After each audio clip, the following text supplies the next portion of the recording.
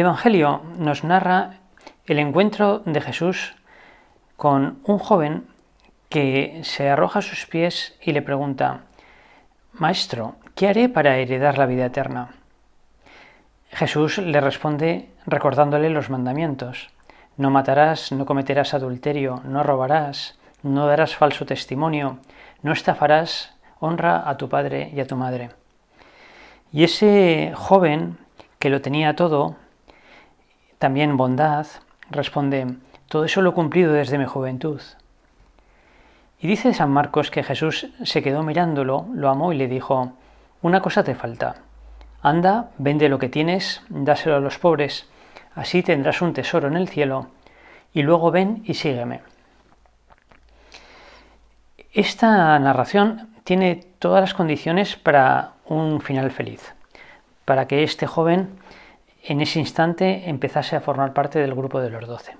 Es una llamada del Señor: ven y sígueme. Pero el final, en cambio, es muy triste. A estas palabras él frunció el ceño y se marchó triste, porque era muy rico. Y ante aquel fracaso, el fracaso de aquel hombre, de aquel joven, Jesús, mirando alrededor, dijo a sus discípulos: qué difícil les será entrar en el reino de Dios a los que tienen riquezas.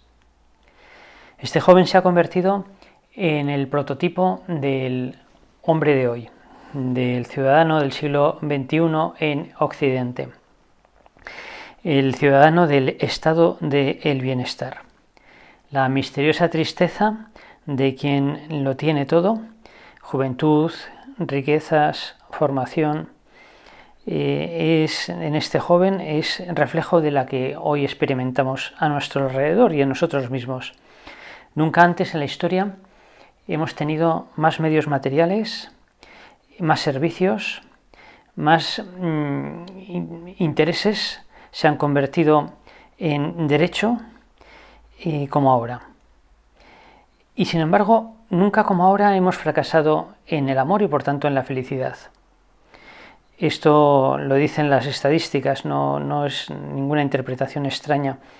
El desamor, las rupturas matrimoniales, el recurso a la droga o al alcoholismo o al sexo, las adicciones de todo tipo y en las últimas décadas fundamentalmente tecnológicas, las enfermedades psíquicas, que son las más emblemáticas de nuestro tiempo, el suicidio, que es la causa de mortalidad más extendida entre los jóvenes, y últimamente la transformación del suicidio asistido, de la eutanasia, en un derecho.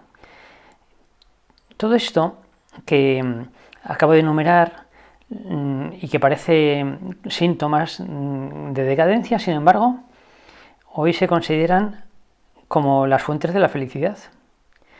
Cuando se rompe un matrimonio, se recurre al sexo o a la droga o al alcohol o a las redes sociales o incluso a la muerte, es para buscar en eso la felicidad.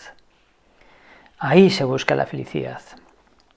Se percute un sentido, el cuerpo generalmente, procurando que de esa manera se obtenga la felicidad. Y aquí está el gran drama de nuestro tiempo, el desconocimiento de que la felicidad, eso que todos anhelamos, sin embargo, esconde dentro de sí al menos dos paradojas. Una primera, que es que la felicidad no se consigue en directo, no se consigue de esta manera. Una paradoja sorprendente, pero no rara. También existe, se da en otros campos o en otras manifestaciones, en otros hechos. Si queremos dormir, lo mejor que podemos hacer es relajarnos, no obsesionarnos con el sueño. Eso produce insomnio. O la persona que sea tímida, si se propone en directo vencer la timidez, ya estará estropeándolo todo. O quien pretenda ser natural, así en directo, voluntariamente, ya se está complicando. Quien no encuentra una chica o un chico, alguien con quien formar una familia y va cumpliendo años, se puede obsesionar y empieza a hacer un casting mental con todas las personas que conoce y de esa manera impide enamorarse de nadie, amar sinceramente a nadie. La empresa, cuando se buscan los beneficios en directo, generalmente no se obtienen, porque todas estas cosas, estas realidades y muchas más, son efectos, son consecuencias, se consiguen cuando no se buscan explícitamente. Y esto mismo pasa con la felicidad. No es un asunto extraño. Ya la ciencia sabe que el cerebro humano posee dos hemisferios. El hemisferio izquierdo, o paleocórtex, que es el que tenemos más en común con nuestros antecesores puramente animales, que regula la vida emocional y afectiva, y es el centro del placer. Y el hemisferio derecho, o neocórtex, que es el específicamente humano, que interviene en la elaboración del pensamiento racional y en la volición. Y el centro del placer, o sea, el hemisferio izquierdo, puede ser activado de dos modos, directa o indirectamente. Si se activa directamente, por ejemplo a través de una sustancia, una droga, produce efectivamente un placer instantáneo que cesa inmediatamente de caer el estímulo. Deja vacío, produce resistencia, crea adicción, es artificial y destruye. Mientras que si se estimula indirectamente, es decir, a través del hemisferio derecho, o sea, por el estudio, por la sabiduría, por la reflexión, por la contemplación de la belleza, por las relaciones humanas, por amar y ser muy amado, por las cosas típicamente humanas, esas que tienen una riqueza espiritual, como son características del hombre, inmediatamente llevan consigo, como consecuencia, una recompensa en el hemisferio izquierdo en forma de placer, de alegría. Y es una alegría, a diferencia de la que se obtiene en directo, que tiene contenido, que tiene riqueza, que en cuanto cesa el estímulo permanece, porque efectivamente nos ha enriquecido, deja una huella positiva en el alma. Es el gozo propiamente humano de la misión cumplida. Esto ya lo había dicho antes que la ciencia y la filosofía, al distinguir que en la alegría hay dos elementos: la perfección que alcanza el hombre cuando consigue un determinado bien o un determinado fin, y en segundo lugar el gozo o el deleite que se deriva de esa conquista. Lo primero es un bien objetivo, un bien ontológico. Lo segundo, en cambio, es su resonancia subjetiva, lo que llamamos placer, alegría, felicidad. Y si la filosofía había precedido a la ciencia, todavía antes que la filosofía, nos lo había dicho el mismo Dios en la revelación, que nos enseña ya en el Génesis que hemos sido creados a imagen de Dios, es decir, para amar. No somos amor, Dios es amor, nosotros no, pero somos imagen, significa que estamos hechos para amar, somos capaces de amar. Esto significa que la puerta de la felicidad se abre hacia afuera, hacia los demás, no hacia adentro, como tendemos instintivamente a hacer. Y cuando empujamos hacia adentro, lo único que conseguimos es cerrarla todavía más. La felicidad, por tanto, solo se obtiene, como decían los clásicos, per effectum y nunca per intentionem, no en directo. Esta paradoja se da en la felicidad y también en sus hermanas más pequeñas, en el placer y en la alegría. El placer es la recompensa que experimentamos cuando estimulamos la sensibilidad.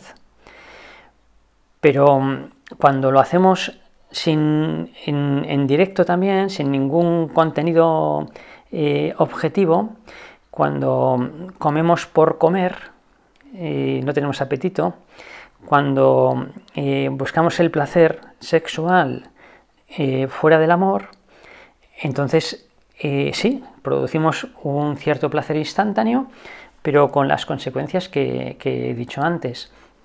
Es un placer que cesa inmediatamente con el estímulo, es un placer que deja un profundo vacío porque no tiene ningún contenido, es un placer que va creando resistencia en el cuerpo, lo cual significa que cada vez necesitamos estímulos mayores, y es un placer que crea adicción, dependencia, o sea, destructivo.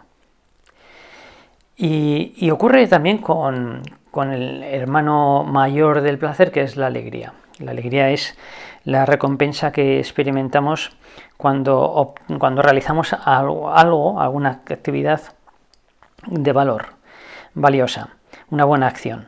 La alegría tiene un contenido intencional, la alegría que experimentamos cuando ganamos en el deporte o en el juego, o cuando realizamos un buen trabajo, o cuando hace un buen día y salimos a pasear. En fin,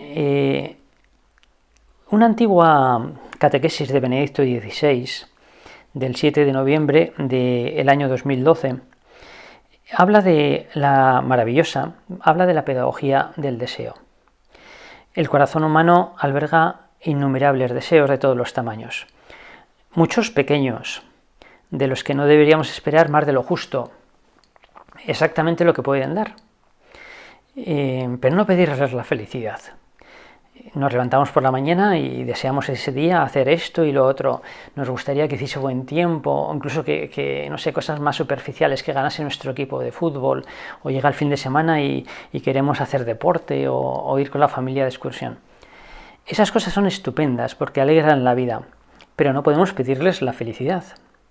Quien así lo haga, con toda seguridad, una vez realizadas esas cosas, experimentará frustración, decepción.